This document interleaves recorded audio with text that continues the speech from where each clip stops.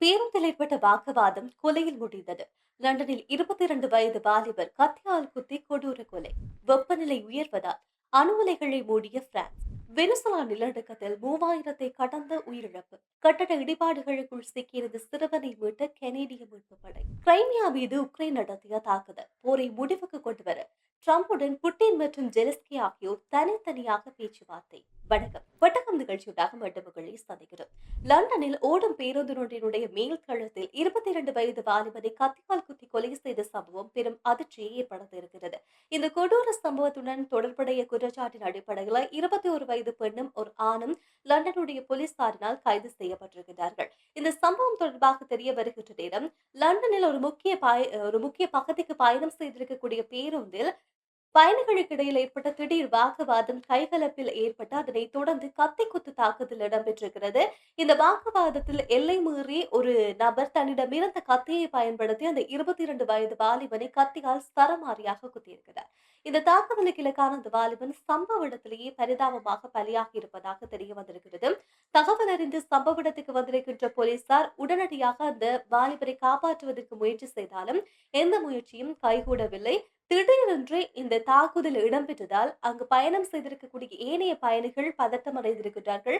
எப்படி இருந்தாலும் பேருந்து நிறுத்தப்பட்ட உடனே அந்த இடத்திலிருந்து அந்த குற்றஞ்சாட்டப்பட்ட அந்த 2 நபர்களும் தப்ப முயன்ற நேரத்தில் காவல்துறையினர் அதிரடியாக அவர்களை கைது செய்திருக்கிறார்கள். அது மட்டுமில்லாமல் பேருந்தில் இருந்திருக்கின்ற அந்த சிசிடிவி காட்சி மற்றும் பொதுமக்களுடைய சாட்சியங்களை அடிப்படையாக கொண்டு லண்டன் மாநகர் போலீசார் தொடர்ச்சியான விசாரணைகளை மேற்கொண்டு வருகின்றார்கள். என்ன காரணத்துக்காக இந்த தகராறு ஏற்பட்டது, என்ன காரணத்துக்காக கத்தியால் குத்தப்பட்டது போன்ற மேலதிக விசாரணைகளை மேற்கொண்டு வருகின்றார்கள். இது தொடர்பாக போக்குவரத்து அதிகாரிகள் குறிப்பாக லண்டனுடைய காவல்துறை வெளியிட்டிருக்கின்ற அறிக்கையை பார்க்கின்ற நேரம் ஒரு பொது போக்குவரத்துல இத்தகைய கொடூரமான சம்பவம் அரங்கேறி இருப்பது தங்களுக்கு அதிர்ச்சி அளிப்பதாக சொல்லியிருக்கிறார்கள்.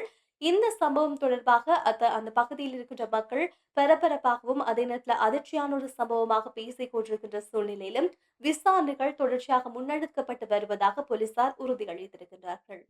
ஐரோப்பா முழுவதுமே கடுமையான வெப்பநிலை நிலவி வருகிறது. இதிலிருந்து பாதுகாத்துக் கொள்வதற்கு ஒவ்வொரு நாடுகளும் நடவடிக்கை எடுக்கின்றன. பிரான்ஸ் அரசாங்கத்துக்கு சொந்தமான EDF நிறுவனத்துடைய எரிசக்தி நிறுவனத்துடைய அணு உலையினுடைய செயற்பாடுகளை தற்காலிகமாக நிறுத்துவதோடு இந்த அணு உலை மின்சார உற்பத்தியையும் தற்காலிகமாக குறைக்க தொடங்கி இருக்கிறது. இதற்கு காரணம் பிரான்சுடைய அணுமின் நிலையங்களை குளிர்விப்பதற்காக அந்த உலையை குளிர்விப்பதற்காக நதிநீரை பயன்படுத்துவது வழமை. இப்ப இருக்கிற காலப்பகுதியில நதிநீரை அணு உலைகளை குளிர்விப்பதற்கு பயன்படுத்தி அதற்கு பிறகு வருகின்ற அந்த வெப்ப நீரை மீண்டும் நதியில் கலக்க விடுவதன் மூலமாக அங்கிருக்கின்ற நீர்வாழ் உயிரினங்களுக்கு இது மிகப்பெரிய ஆபத்தை ஏற்படுத்தும் என்ற நோக்கத்தை கருத்தில் கொண்டு மிக முக்கியமாக இதற்கு காரணம் நதிநீரை ஒரு குறிப்பிட்ட அளவு வெப்பத்தில் தான் வைத்திருக்க வேண்டும் என்று ஒரு சட்ட விதிமுறை இருக்கிறது. அதாவது 28 பாகை செல்சியஸை விட அதிகரிக்க விடக்கூடாது நதிநீரை என்ற விதிமுறைகளை கருத்தில் கொண்டுதான் இப்போது இந்த நடவடிக்கை எடுக்கப்பட்டிருக்கிறது. மிக முக்கியமாக இதன் காரணமாக ஷெய்ன் நதிக்கரை அருகே இருக்கும் அதே போல ரோன் நதி மற்றும் கரோன் நதிக்கரைக்கு அருகாமையில் இருக்கின்ற இந்த அணு உலைகளை தற்காலிகமாக நிறுத்தி வைப்பதாக அறிவிப்பு ஒன்று வெளியாக இருக்கிறது. இந்த அணு உலையை அதே போல மின் உற்பத்தி நிறுத்தி வைப்பதன் மூலமாக கண்டிப்பாக மின்சாரம் சார்ந்திருக்கின்ற பிரச்சனைகளை பிரான்ஸ் எதிர்நோக்குமா என்ற ஒரு கேள்வி இருக்கிறது. ஏனென்றால் பிரான்ஸை பொறுத்த வரையில ஒட்டுமொத்த மின்சார சேவைகளிலே 70% சேவைகள் இந்த அணுசக்தி நிலையங்கள் மூலமாகத்தான் பூர்த்தி செய்யப்படுகின்றது. எனவே இப்படியான சூழ்நிலையிலே இதை நிறுத்தி வைக்கப்படுமாக இருந்தால் கண்டிப்பாக இந்த அணு உலை முடங்குவதன் மூலமாக பிரான்சுக்கு 7% மின்சாரத்தை பெற்றுக் கொள்வதற்கான பாதிப்பு என்பது கண்டிப்பாக ஏற்பட போகின்றது. இப்படி இருக்கிற சூழ்நிலையில ஒரு தெளிவுபடுத்தலும் வழங்கப்பட்டிருக்கிறது. என்ன தெளிவுபடுத்தல் என்றால் தற்போது உள்நாட்டுல சமாளிக்கக்கூடிய இந்த மின் தேவையை சமாளிக்கிறதுக்கு அளவு இருக்கின்றது. ஏனென்றால் பிற வழிகளான குறிப்பாக சூரிய ஒளி மூலமாக பெறுகின்ற மின்சாரத்தை பெற்றுக் கொள்ளுகின்ற வழிமுறை இருப்பதன் மூலமாக மின் பிரச்சனை ஏற்படுவது கட்டுப்படுத்தலாம் என்ற ஒரு நடவடிக்கையும் ஒரு வாக்குறுதியும் வழங்கப்பட்டிருக்கிறது. எப்படி இருந்தாலும் வேறு நாடுகளுக்கு பிரான்சுடைய அண்டை நாடுகளுக்கு வழங்கப்படுகின்ற இந்த ஏற்றுமதி செய்கின்ற மின்சாரத்துடைய அளவை கட்டுப்படுத்துவதற்கான நடவடிக்கையை இப்போது பிரான்சுடைய அரசாங்கம் முன்னெடுத்திருப்பதாகவும் சொல்லப்படுகிறது. எப்படி இருந்தாலும் தற்போது பிரான்சினுடைய வெப்பத்தினுடைய அளவு என்பது 43 பாகை செல்சியஸை கடந்து பதிவாகி கொண்டிருக்கிறது. இதன் மூலமாக பல மாகாணங்களுக்கு சிகப்பு எச்சரிக்கையும் விடுக்கப்பட்டிருக்கிறது. சில இடங்கள்ல உயிர் பலிகளும் பதிவாகி கொண்டிருக்கிறது. அதுவும் குறிப்பாக இந்த வெப்பலை காரணமாக இதுவரைக்கும் 18 பேர் பலியாகி இருப்பதாகவும், அதேபோல இந்த வெப்பத்தை தணிப்பதற்காக நீர்நிலைகளுக்கு நீராட சென்றிருப்பவர்களில் 40க்கும் மேற்பட்டோர் பலியாகி இருப்பதாகவும் புள்ளி விவரங்கள் மூலமாக அறிய முடிகிறது. ஆனால் எப்படி இருந்தாலும் இந்த வெப்பம் தொடர்ச்சியாக நீடித்துக் கொண்டே போகுமாக இருந்தால், இந்த அணுமின் சார்ந்திருக்கின்ற நடவடிக்கைகள் நிறுத்தி வைக்கப்படுமாக இருந்தால், ஒரு கட்டத்துக்கு பிறகு இந்த வெப்பத்தின் மூலமாக கண்டிப்பாக பிரான்ஸ் மின்சார நெருக்கடியை சந்திக்க வேண்டிய சூழ்நிலை ஏற்படும் என்று வல்லுநர்கள் எச்சரிக்கை ஒன்றையும் விடுத்திருக்கின்றார்கள். வெனிசுலாவில் கடந்த வாரம் இடம்பெற்ற அந்த நில அதிர்வுகள் மூலமாக பலியானவர்களுடைய அதிகாரப்பூர்வ எண்ணிக்கை வெளியாகி இருக்கிறது. இதுவரைக்கும் 3342 பேர் பலியாகி இருப்பதாகவும், 16,470 பேர் காயமடைந்து மருத்துவ சிகிச்சைகளுக்காக அனுமதிக்கப்பட்டிருக்கிறார்கள். மேலும் 17,345 பேர் தங்களுடைய வீடுகளை இழந்து இப்போது வீதிகளில் தற்காலிகமாக தஞ்சமடைந்திருப்பதாகவும் இந்த புள்ளி விவரங்கள் மூலமாக அவதானிக்க முடிகிறது.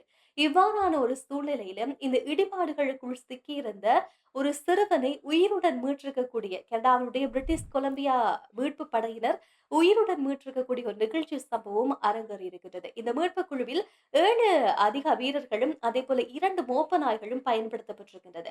இந்த மோப்ப நாயும் இந்த 7 மீட்பு பணியாளர்களும் இணைந்து 4 நாட்களுக்கு பிறகு ஒரு சிறுவனை உயிருடன் மீட்டிருக்கின்றார்கள் என்பது உலகத்தினுடைய கவனத்தை பெற்றிருக்கிறது. ஒட்டுமொத்தமாக தரைமட்டமாக விழுந்து கிடந்திருக்கக்கூடிய அந்த கட்டட இடிபாடுகளுக்குள் மிக மோசமான இடிபாடுகள் இடம்பெற்றிருக்கக்கூடிய குறித்த பிரதேசத்தில் தான் இந்த மீட்பு பணியினை கனடாவுடைய மீட்பு குழுவினர் மேற்கொண்டிருக்கக்கூடிய சூழ்நிலையில இந்த சிறுவன் கண்டுபிடிக்கப்பட்டிருக்கிறார். அதிநவீன தொழில்நுட்பங்கள் பயன்படுத்தப்பட்டிருக்கிறது. அதே நேரம் 2 மோப்ப நாய்கள் பயன்படுத்தப்பட்டிருக்கிறது.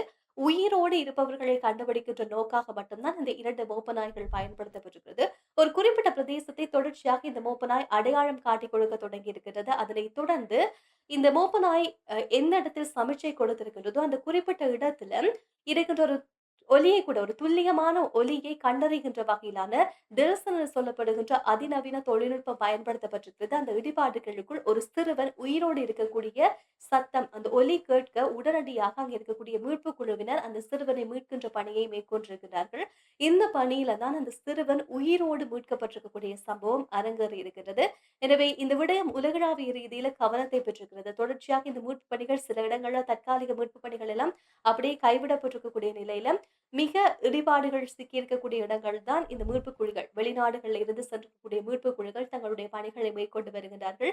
இந்த சம்பவம் தங்களுக்கு ஒரு பெரிய நிகழ்ச்சியையும் தங்களுக்கு ஒரு நம்பிக்கையையும் கொடுத்திருப்பதாக கனடாவினுடைய மீட்பு படையினுடைய இயக்குனர் ஷான் முகமது அவர்கள் சொல்லி இருக்கிறார். அதே நேரத்துல கனடாவினுடைய மருத்துவ குழுவினர் தொடர்ச்சியாக அங்கிருந்து அதுவும் கராகஸ் மாகாணத்துல இருந்து அங்க இருக்கின்ற காயமடைந்தவர்களுக்கான சிகிச்சை வழங்கக்கூடிய செயற்பாடுகளை தொடர்ச்சியாக முன்னெடுத்து வருகிறார்கள். கனடா மட்டுமில்லாமல் பிற நாடுகளும் சர்வதேச நாடுகள் இணைந்து அங்கிருக்கின்ற மீட்பு நடவடிக்கைகளையும் அதே நேரம் பாதிக்கப்பட்டவர்களுக்கான உதவிகளை வழங்கக்கூடிய செயற்பாடுகள்ல தொடர்ச்சியாக சர்வதேச நாடுகள் முன்னின்று செயற்பட்டு வருவதை அவதானிக்கப்படுகிறது. அது மட்டுமில்லாமல் இனியும் தங்களுடைய முழு ஆதரவும் வெனிசுலாவுக்கு இந்த மீட்பு தொடர்பான இந்த நிலநடுக்க இடிபாடுகள் தொடர்பாகவும் அது மக்களை மீட்பது மக்களுக்கு மீண்டும் வாழ்க்கையை கட்டியமைத்து கொடுப்பதற்கான செயற்பாடுகள்ல சர்வதேச அமைப்புகள் துணை நிற்கும் அப்படின்னு சொல்லி ஒரு வாக்குறுதியும் வெனிசுலாவுக்கு இப்போது வழங்கி இருக்கிறார்கள். ரஷ்யாவுடைய கட்டுப்பாட்டில் இருக்கும் கிரைமியா பகுதியில் உக்ரைன் நடத்திய ட்ரோன் மற்றும் ஏவுகணை தாக்குதலில் ஒருவர் கொல்லப்பட்டிருக்கின்றார். 2 நபர்கள் படுகாயமடைந்திருக்கின்றார்கள். அதில் காயமடைந்த ஒருவருடைய நிலை கவலைக்கிடமாக இருப்பதாக ரஷ்யாவினால் நியமிக்கப்பட்ட பிராந்திய ஆளுநர் தெரிவித்திருக்கிறார். கடந்த 2014ஆம் ஆண்டு ரஷ்யாவுடன் இணைக்கப்பட்ட கிரைமியா தீபகற்பத்தை கைப்பற்றுவதற்காக தொடர்ச்சியாக உக்ரைன் அதனுடைய உட்கட்டமைப்புகளை இலக்கு வைத்து மிக மோசமான தாக்குதல்களை மேற்கொண்டு வருகிறது. அதுவும் சமீபத்தில் உக்ரைனுடைய தாக்குதல் இந்த பிரதேசத்தை இலக்கு வைத்து அதிகமாக மேற்கொள்ளப்பட்டு வருகிறது. இந்த நிலையில 5 ஆண்டுகளை இந்த போர் எட்டியிருக்கின்ற சூழ்நிலையில இந்த போரை நிறைவுக்கு கொண்டு வருவதற்காக 2 நாடுகளும் முயற்சி எடுக்க ஆரம்பித்திருக்கிறார்கள். அதில் ஒரு அங்கமாக ரஷ்யாவுடைய அதிபர் விளாடிமிர் புட்டின் அதே போல உக்ரைனுடைய அதிபர் ஜெலஸ்கி ஆகியோரும் தனித்தனியாக அமெரிக்க அதிபர் ட்ரம்போடு ஒரு தொலைபேசி உரையாடலை மேற்கொண்டிருக்கிறார்கள். அதுவும் குறிப்பாக அமெரிக்காவுடைய 250வது சுதந்திர தினத்தை முன்னிட்டு அவருக்கு வாழ்த்து தெரிவிக்கின்ற முகமாகவும் அதே நேரம் அமைதி பேச்சுவார்த்தையை முன்னெடுப்பதற்கு தாங்கள் சம்மதிப்பதாக தெரிவித்து 2 பேரும் பேச்சுவார்த்தை நடத்தியிருப்பதாக சர்வதேச ஊடகங்கள் மூலமாக அறிய முடிகின்றது. அதிலும் குறிப்பாக அமெரிக்காவுடைய உறுதியான நிலைப்பாடு இந்த போரை முடிவுக்கு கொண்டு வருவதற்கு மிக முக்கியமான ஒரு விஷயம் அப்படின்னு சொல்லி உக்ரைனுடைய அதிபர் ஜெலஸ்கி அவர்கள் சொல்லியிருக்கிறார். அண்மையில் கூட இடம்பெற்றிருக்கக்கூடிய நேட்டோ அமைப்பின் கூட்ட மாநாட்டின் போது ட்ரம்பை சந்தித்து உக்ரைனுடைய அதிபர் உரையாற்றி கலந்துரையாடி இருந்தார் என்ற விடயம் கூட அறிய முடிந்திருக்கின்றது. அதையும் நினைவுபடுத்துகின்றோம். அதே நேரத்துல ட்ரம்போடு சுமார் 1 மணித்தியாலம் நீடித்ததாக, அதாவது புட்டின் ட்ரம்போடு பேசியிருக்கக்கூடிய அந்த தொலைபேசி உரையாடல் வந்து 1 மணித்தியாலம் நீடித்ததாகவும் அறிய முடிகிறது. விரைவாக இந்த போரை முடிவுக்கு கொண்டு வருவதற்கு தாங்களும் முயற்சி செய்வதாகவும், அதே போல மிக முக்கியமாக அ தங்களுடைய அடிப்படை கோரிக்கைகளை நிறைவேற்ற முன்வந்தால் மட்டுமே இந்த போரை நாங்கள் முடிவுக்கு கொண்டு வருவதற்கு எங்களுடைய இணக்கத்தை தெரிவிப்போம் அப்படின்னு சொல்லி ரஷ்யாவினுடைய தரப்பு சொல்லி வருகிறது. எப்படி இருந்தாலும் இந்த கள நிலவரங்களை பார்க்கின்ற நேரம் சில இடங்கள்ல ஒன்றுக்கொன்று முரண்பட்டதாக இருந்து வருகின்றது. ஒன்று வந்து ட்ரம்பினுடைய உரையாடலை தொடர்ந்து உக்ரைனுடைய டொனஸ்கா பிராந்தியத்தில் அதுவும் குறிப்பாக உக்ரைனுடைய அரணை குறிவைத்து ஒரு தாக்குதல் மேற்கொண்டதாகவும், இப்போது அதை நாங்கள் கைப்பற்றி விட்டதாகவும் ரஷ்ய அதிபர் புட்டின் அவர்கள் ஒரு அறிவிப்பை வெளியிட்டிருந்தார். ஆனால் அந்த அறிவிப்பை முற்றாக உக்ரைனுடைய தரப்பு நிராகரித்திருந்தார்கள். அப்படி ஒரு எந்த தாக்குதலும் இடம்பெறவில்லை. அப்படி எங்களுடைய கட்டுப்பாட்டாரன் அ ரஷ்யாவுடைய கட்டுப்பாட்டுக்கு கீழ் போகவில்லை அப்படின்னு சொல்லி, அதை மறுத்து ஒரு கருத்தும் உக்ரைனுடைய தரப்பில இருந்து வெளிவந்து கொண்டிருக்கிறது. எப்படி இருந்தாலும் இந்த 2 நாடுகளும் இந்த போரை முடிவுக்கு கொண்டு வர வேண்டிய ஒரு இக்கட்டான காலகட்டத்தில் தான் இருந்து வருகிறார்கள். ஏனென்றால், இது உலக நாடுகளுக்கு மட்டுமில்லாமல் அந்த 2 நாடுகளுக்கு மிகப்பெரிய பாதிப்பை ஏற்படுத்தி வருகிறது. அதிலும் குறிப்பாக புட்டினுடைய தரப்புல புட்டினுக்கு எதிராகவே உள்நாட்டுக்குள்ளே கிளர்ச்சிகள் எழ ஆரம்பித்திருக்கிறது. இந்த போரை உடனடியாக முடிவுக்கு கொண்டு வர வேண்டும் என்று. ஏனென்றால் இந்த போர் வந்து உக்ரைனுடைய தரப்புக்கு ரஷ்யாவை பொறுத்தவரையில மிக மோசமான பொருளாதார நெருக்கடியை உருவாக்கி கொண்டிருப்பதன் மூலமாக உள்நாட்டுக்குள்ளேயே இப்போது புட்டினுக்கு ஆதரவு இல்லாத நிலை ஒன்று நீடித்துக் கொண்டே இருக்கிறது. இந்த போரை உடனடியாக நிறைவுக்கு கொண்டு வர சொல்லி புட்டினுக்கு அழுத்தங்கள் கொடுக்கப்பட்டுக் கொண்டிருக்கிறது. புட்டினுடைய தரப்பு நாட்டினுடைய ராணுவ அதிகாரிகளே இப்ப புட்டினுக்கு எதிராக மாறக்கூடிய ஒரு நிலை வந்து இப்போது உருவாக ஆரம்பித்திருக்கிறது. இந்த சூழ்நிலையில கண்டிப்பாக இந்த போரை முடிவுக்கு கொண்டு வருவதுதான் 2 நாட்டுக்கும் பொருத்தமானதாக இருக்கும் அப்படின்னு சொல்லி பல நாட்டினுடைய உலக தலைவர்களும் வலியுறுத்தி கொண்டிருக்கிறார்கள். பொறுத்திருந்தான் பார்க்க வேண்டும். இந்த 5 ஆண்டு போர் என்பது இப்போதாவது நிறைவுக்கு வருமா இல்லையா என்று இது மாதிரி பல விஷயங்கள், பல சம்பவங்கள் உலக நாடுகள்ல சர்வதேச ரீதியில நடைபெற்றுக் கொண்டிருக்கிறது. இன்றைய நாள் மிக முக்கியமான செய்திகளையும் நாங்க உங்களுக்காக கொண்டு வந்திருக்கிறோம். மீண்டும் செய்திகளோடு சந்திக்கலாம். அதுவரை உங்களிடமிருந்து விடைபெறு செல்லும் நான் கயல் பாஸ்கரன். நன்றி, வணக்கம்.